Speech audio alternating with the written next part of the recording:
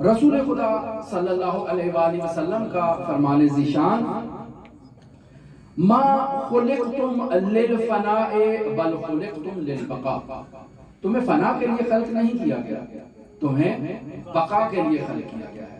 یہ انسان 50 سال ہے، 60 سال ہے، 90 سال ہے، 100 سال بھی اگر پہنچ گیا تو اس کے جسم نے اس سے بیماریوں کے نتیجے میں، مشکلات کے نتیجے میں خاک کے نیچے چلے جانا ہے، لیکن انسان نے باقی رہنا ہے۔ انسان کو فنا نہیں ہے، یہ جسم خاک کے نیچے جائے گا، اور پھر انسان جو ہے وہ عند اللہ عندیت کے مقام پر اپنے رتبے کے اعتبار سے پہنچے گا۔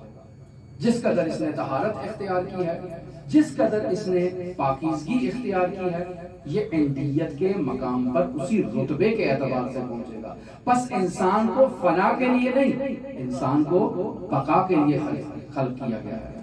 عزادار بھی باقی ہے، سالک بھی باقی ہے، وہ اللہ کے پاس موجود ہے۔ یہ حسین ابن علی کے پاس موجود ہے، حسین ابن علی کے پاس موجود ہے، اس کا یہ مطلب نہیں کہ یہ اللہ سے دور ہے۔ مقام عندیت ابا عبداللہ وہی مقام عندیت حق متعال ہے، اس میں تفاوت نہیں ہے، لیکن یہ حسین ابن علی کے ذریعے سے خداوند متعال کے قریب پہنچا ہے، عندیت کے مقام پر پہنچا ہے۔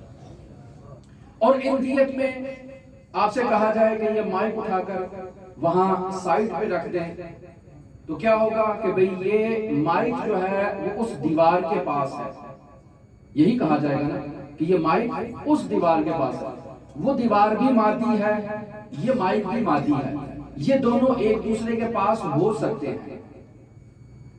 عند کا ترجمہ جب آپ کریں گے تو وہی پاس کریں گے۔ اللہ کے پاس ہے تو اس کا مطلب ہے کہ انسان جو باتقوا ہے وہ اللہ کے پاس ہے، اس کا مطلب ہے اللہ بھی اس دیوار کی طرح ہے اور انسان اس کے پاس چلا جائے گا، ایسے نہیں۔ یہاں قرب مادی نہیں ہے، یہاں قرب معنوی ہے۔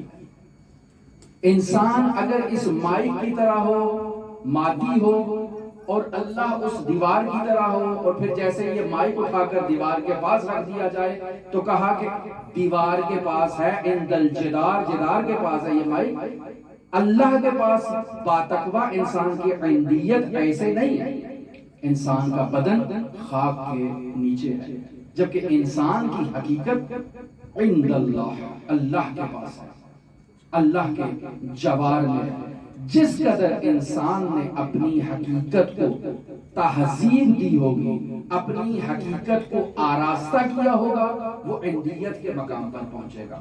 اور جس قدر عزادار نے خود کو حسین ابن علی سے ہم آہنگ کیا ہوگا، وہ اس قدر عندیت ابا عبداللہ کے قریب ہوگا، اس قدر امام حسین کے قریب ہوگا۔ لہٰذا ایک عزادار کی ذمہ داری یہ بنتی ہے کہ وہ اس فرش عزا سے حسین ابن علی کے تقرب کا، عندیت کا انتظام کرے تاکہ قریب ترین مقام حسین ابن علی تک پہنچ سکے۔